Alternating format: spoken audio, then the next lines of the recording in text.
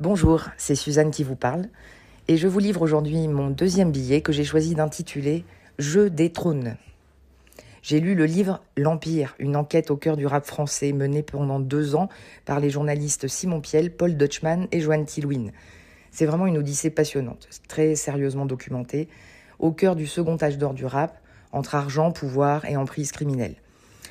Je vous en parle parce que cette enquête, si elle se concentre sur les structures, succès, tensions du milieu du rap en France, elle est aussi une illustration en fait de l'évolution de l'industrie musicale et d'un système à bout de souffle. Ce secteur musico-numérique, autrefois industriel, est aujourd'hui gangréné par l'ultracapitalisme. Les multinationales de la musique sont prises en tenaille entre les objectifs d'actionnaires plus fans d'argent que de musique, et de l'autre côté, l'hégémonie des géants de la tech avec qui elles doivent sans cesse composer. Et cette prise en tenaille des multinationales, c'est ça qui donne hélas le là à l'ensemble de la filière. Avec cette quête obsessionnelle du profit, cette course effrénée à la part de marché la plus grosse, qui impose de penser data plutôt que talent, eh bien cette quête plonge le monde de la musique dans une ambiance que je qualifierais de jeu des trônes, qui est bien décrite dans ce livre L'Empire, qui adore le champ lexical de l'impérialisme, qui n'hésite pas à user des termes de conquête, puissance, affranchi, seigneur, dîme, etc.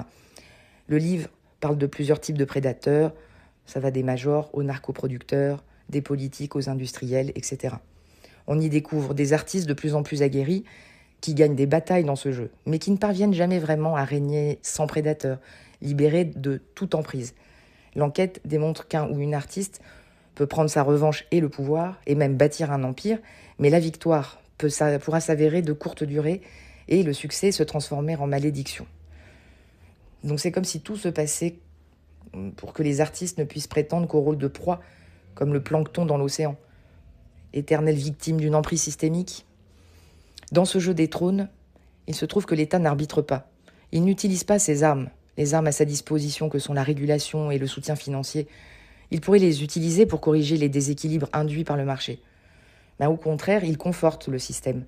Le soutien public, quand il existe encore, va plutôt aller épouser les courbes du marché et soutenir ses leaders, avec la croyance libérale ambiante que l'argent doit aller vers l'argent et qu'il vaut mieux prêter aux riches. On refuse d'admettre que c'est de plus en plus aux artistes qu'il incombe d'investir et d'assumer l'essentiel du risque économique pour développer leur carrière. Je le vois au quotidien avec les membres de la gamme, la guilde des artistes de la musique que j'ai cofondée.